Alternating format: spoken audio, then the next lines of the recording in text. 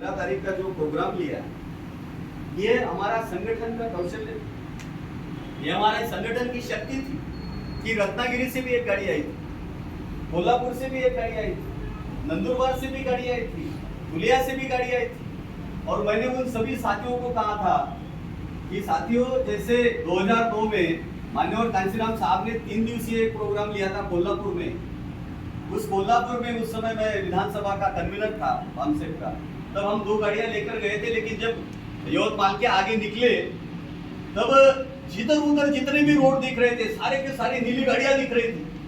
मानो ऐसा लग रहा था कि महाराष्ट्र के अंदर सब नीला नीला कर दिया माननीय कांशीराम साहब ने। उस समय हम बहुत युवा थे, 19-20 साल के थे, तब हमको लगता था कि कितना अच्छा मूवमेंट हमारा है। तब हमने इस मूवमेंट को स्टार्ट किया।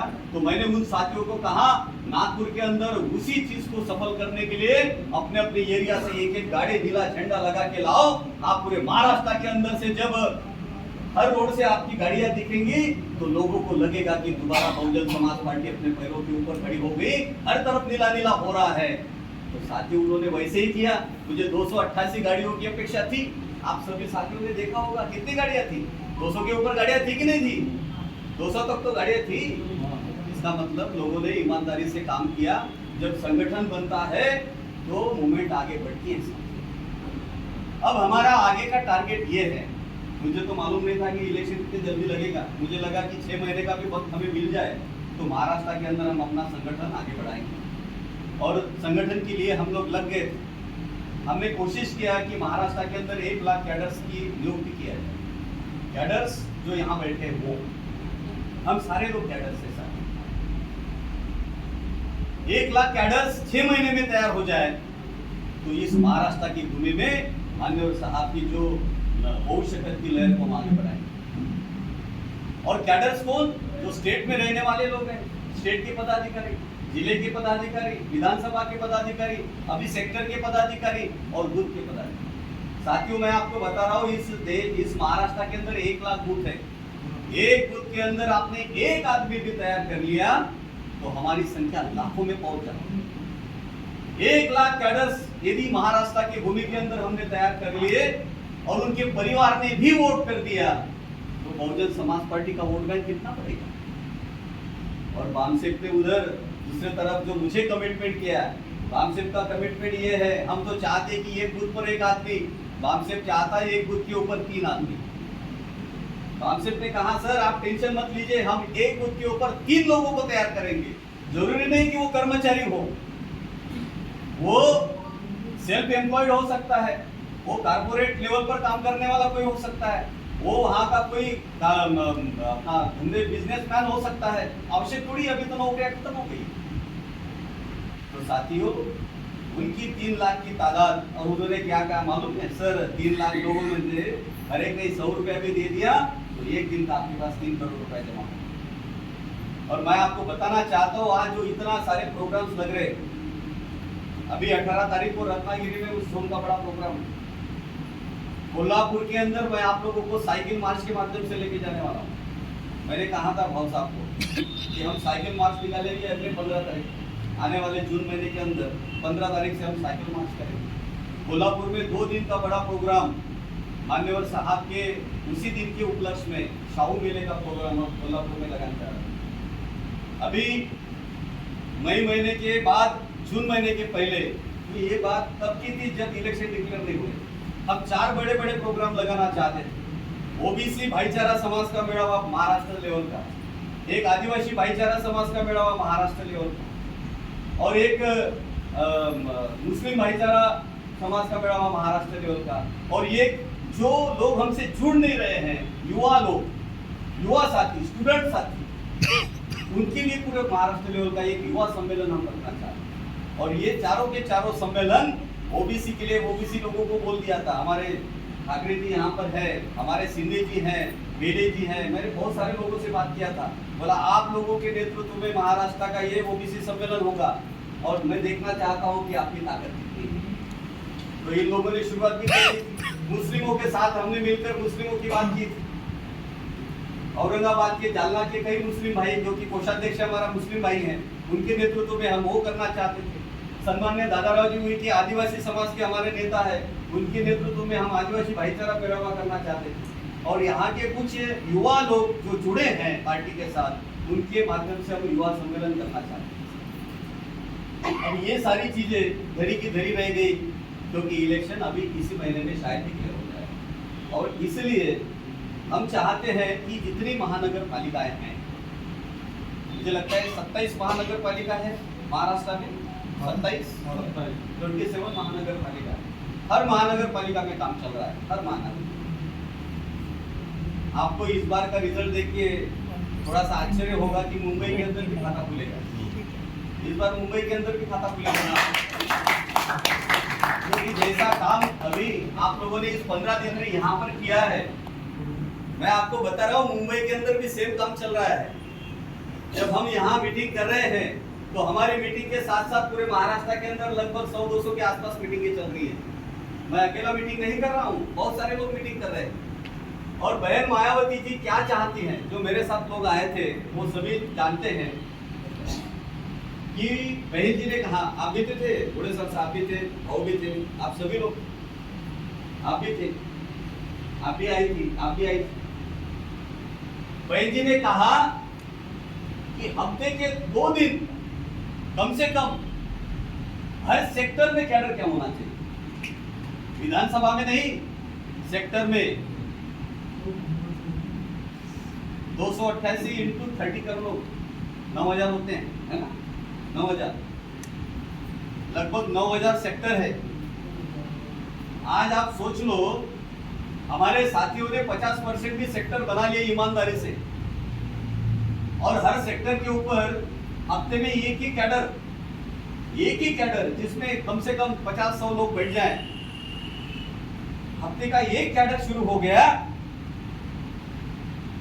5000 सेक्टर में भी एक दिन का कैडर लग गया, और एक कैडर में यदि 100 लोग बैठ गए तो आप सोचिए एक दिन में हम इस विचारधारा को, मान्यवर साहब की विचारधारा को कितने लोगों तक पहुंचा रहे हैं। और इसलिए बहन मायावती जी ने कहा कि हर सेक्टर में मुझे कैडर चाहिए, हर सेक्टर में। आप बोलते थे ना कैडर कैंप बंद हो गया, कैडर कैंप बंद हो गया, बहुत सारे लोग बोलते थे। अब बहन जी ने कैडर कैंप लगाने के लिए बोला है हर सेक्टर में, और एक सेक्टर का कैडर कैंप कम से कम 250 लोगों का होना चाहिए, ऐसा बहन जी कह रही है। तो जब और वो तब हो जाए जब सेक्टर बन जाए, क्योंकि सेक्टर के लोगों को ये मालूम नहीं रहता कि उनको करना क्या है, और बूथ के लोगों को ये मालूम नहीं रहता कि उनको करना क्या है। इसलिए बहन जी ने कहा एक सेक्टर के अंदर 10 बूथों से 100 लोगों को बिठाओ, हर बूथ से 10 लोग, सेक्टर के 13 लोग, और उस एरिया के अंदर जो सामाजिक और आर्थिक रूप से जो सक्षम हमारे समाज के लोग हैं, उन लोगों को 50-50 ऐसे 250 लोगों को बिठाओ और उनको कैडराइज करो। जिस दिन आप ये लोग कर लेंगे, महाराष्ट्र के अंदर आपको कोई नहीं हरा सकता। और इसलिए साथियों, हम तो बहन जी की बात को जैसे का वैसा मानने वाले लोग, लेकिन समय कम पड़ गया और इसलिए थोड़ा सा हमें अपनी स्ट्रेटेजी को चेंज करना पड़ेगा। पहले तो हम पूरे विधानसभा में काम करना चाहते थे, लेकिन अभी हम जिस जिला परिषद को निकालना है, एक जिला परिषद है 2 सेक्टर, जिस जिला परिषद को निकालना है वो 2 सेक्टर को आप कंप्लीट करेंगे। जो साथी विधानसभा के पदाधिकारी हैं, जिम्मेदार पदाधिकारी, जिले के जिम्मेदार पदाधिकारी हैं, स्टेट के जिम्मेदार पदाधिकारी हैं, वो जिस जिला परिषद को निकालना है जहाँ पर हमारी अच्छी तादाद है, अच्छी संख्या है, अच्छी ताकत है, उस जिला परिषद को पहले तैयार करेंगे, वहीं पर सेक्टर बनाएंगे और वहीं पर बूथ बनाएंगे, जिससे कि हमारी सीटें निकल जाए आसानी से। और आज से ही वहां पर कैंडिडेट देखना शुरू करेंगे, एक एससी देखो, एक एसटी देखो, एक ओबीसी देखो। अब जिसका भी रोस्टर आया, जिला परिषद का रोस्टर ओपन का आया, ओपन को लड़ा देंगे, एससी का आया एससी को लड़ा देंगे, एसटी का आया एसटी को लड़ा देंगे, और 3 लोगों को तैयार करेंगे तो 2 पंचायत समिति हो जाएगा, जिला परिषद हो जाएगा। तो साथियों, मुझे लगता है इस तरीके से भी आप लोगों ने काम शुरू किया तो आने वाले 3 महीने के अंदर हम सफल हो सकते। जहाँ तक महानगर पालिका का सवाल है, तो उत्तर नागपुर हमारा गढ़ रहा है, दक्षिण नागपुर हमारा गढ़ रहा है, उत्तर के बाद दक्षिण का नंबर आता है, दक्षिण के बाद दक्षिण पश्चिम का आता है, पश्चिम का आता है। और अभी साथी कह रहे थे कि हमको मध्य में और पूर्व में भी, और पूर्व के भी लोगों से मेरी बातचीत चल रही है, साहब आप वहाँ पर मीटिंग लगाइए, कोई ऐसी विधानसभा ना रहे कि जहाँ पर हमारा साथी ना हो। इस बार हम चाहते कि पूरे नागपुर से सारे के सारे जितने भी सीटें हैं नागपुर के अंदर 100% सीटों को हम लड़ाए, 100% सीटों को हम लड़ाए, लेकिन उन सीटों को कंसंट्रेट करें जहां से हमें सीटें जीतने की इच्छाएं हैं, आशाएं हैं। जैसे दक्षिण नागपुर में हमारे कामड़े जी हैं, सेवड़े जी हैं, जयकर जी हैं, धोरे ताई हैं, हमारी पूरी टीम है। और सोमकुंवर जी को मैंने खुद लगाया है, आनंद सोमकुंवर जी को वहां पर मैंने खुद लगाया है, इसलिए उनके ऊपर कोई ये ना ऑब्जेक्शन ना है और प्रेसिडेंट का कोई विरोध ना करे।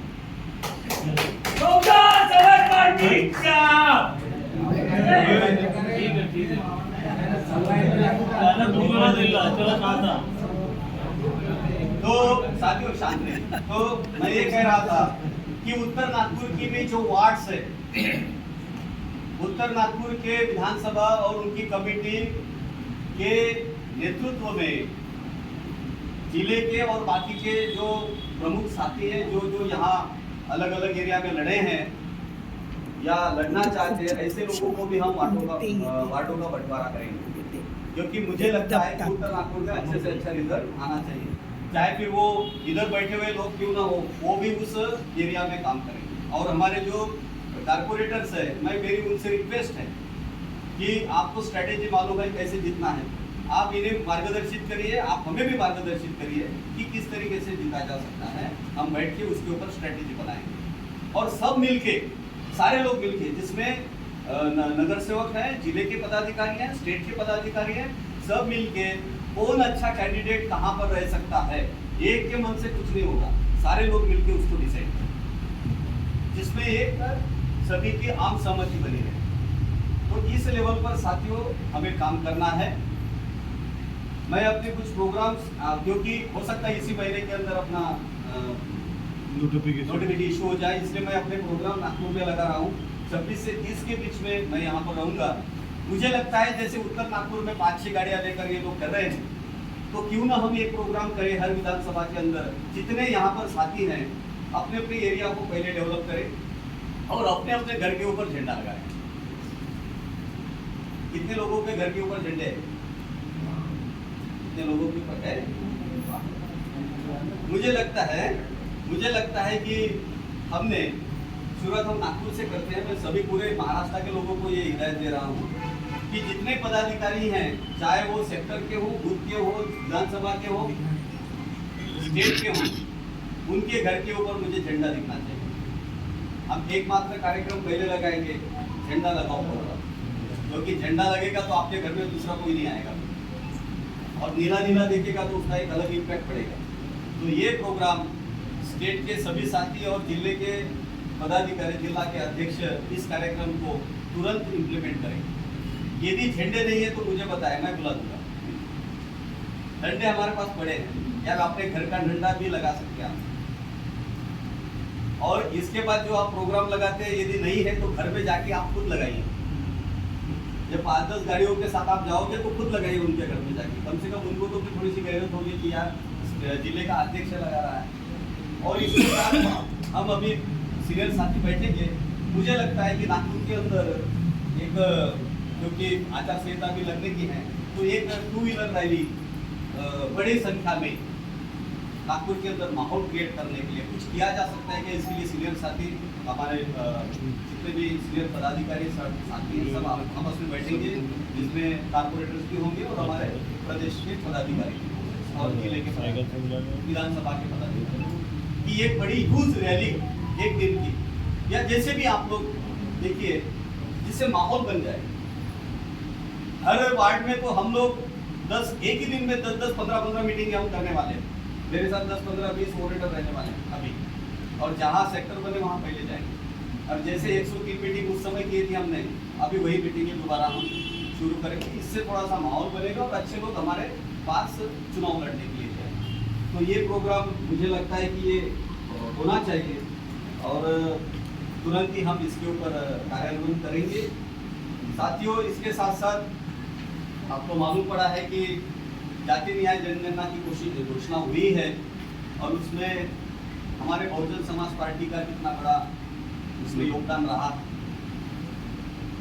और जब बात हो जाता है, एक आधी बात हो जाती है, तो सारे मनुवादी लोग हमारे प्रोग्राम को हाईजैक करने के लिए तैयार हो जाते हैं। अभी मैं अमरावती में गया था परसों के दिन, तो एक बोर्ड लगा मुझे दिखाई दिया, उसमें लिखा था जिसकी जितनी हिस्सेदारी उसकी उसकी भागीदारी।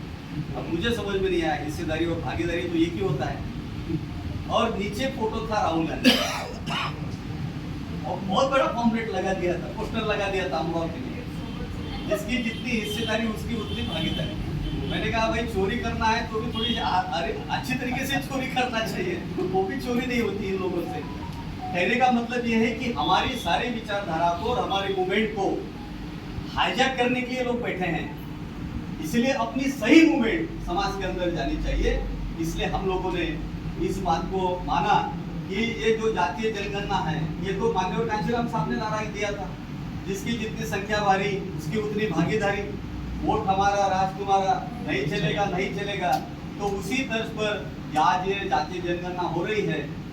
हमारे सम्माननीय लीगल एडवाइजर साथी पाटिल साहब ने एक बहुत अच्छा एक पॉम्पलेट बनाया है। ये पॉम्पलेट मैं महाराष्ट्र की तरफ से आप लोगों को दे रहा हूँ, इसको बना के दे रहा हूँ, बाकायदा छपवा के दे रहा हूँ, आपको खर्चा करने की जरूरत नहीं पड़ेगी। इसको आप अपने अपने लेवल पर जहाँ जाए इसको बांट सकते हैं, इसको आपको बांटना है, ये करना है साथियों। इसके साथ साथ मैं एक बहुत अच्छी बात आप लोगों को बताना चाहता हूँ। कई लोगों ने ये बात कही कि SC/ST का जो फाइनेंस है, बजट है, वो इधर जो SC/ST के कल्याण के लिए यूज होना चाहिए वो कहीं और आवंटित किया गया है। तो इसके संदर्भ में मुझे 16th फाइनेंस कमीशन का जो चेयरमैन और उनकी जो कमेटी है, उसके माध्यम से मुझे फ़ोन आया था कि हर पार्टी के दो साथियों को मुंबई में उनको बुलाया है और आप अपने अपनी पार्टी की और उस 16th फाइनेंस कमीशन ने क्या किया है वो आप लोगों के सामने रखा जाएगा। और आपको कुछ अच्छी बातें करनी है, उसके रिलेटेड कुछ करना है तो आप उसमें शिरकत करिए। तो साथियों, हमारे तरफ से एक बामसेप का साथी और एक पार्टी के साथी, दो लोगों को मैंने रिक्रूट किया था। सीनियर साथी है कुलदीप रामटेके जी, यदि पहचानते होंगे आप लोग, सीनियर साथी हैं हमारे बीच में। और एक मुंबई के अध्यक्ष सम्माननीय एडवोकेट जाधव साहब। तो मैंने ये कुछ तस्वीरें डाली हैं, जो साथी फेसबुक व्हाट्सएप पे रहते हैं उन साथियों से निवेदन है, मैंने अंकित को भी डाला कि भाई उसको आप फैलाओ। उसमें पर्टिकुलरली हमारे साथियों ने वहां पर ये बात रखी कि हमारे जो बजट को कहीं दूसरी तरफ अलोकेट किया जाता है, ये हमें अमान्य है। यानी जो हम बात मोर्चे के माध्यम से या इधर उधर बातों के माध्यम से लोगों तक पहुंचाना चाहते थे, वो असली कमेटी के सामने हमारे दोनों साथियों ने पुटअप करने का काम किया। और इसका ये नतीजा निकला कि वहां जो कमेटी में पृथ्वीराज चौहान जी थे कांग्रेस के, उन्होंने इन दोनों है ना पार्टी हमारे BSP के दोनों साथियों की बहुत प्रशंसा की पूरे फोरम के अंदर। ये बहुत बड़ी बात है, एक अपने आप में बहुत बड़ा इशू है। तो हमारे सभी साथियों ने इस बात को, मैंने फोटो डाली है कुछ साथियों को, मैं अभी जो साथी मीडिया में रहते हैं मैं उनको सभी को डालता हूँ। और दूसरी बड़ी बात यह है कि 17 तारीख को माजी राष्ट्रपति कोविंद जी,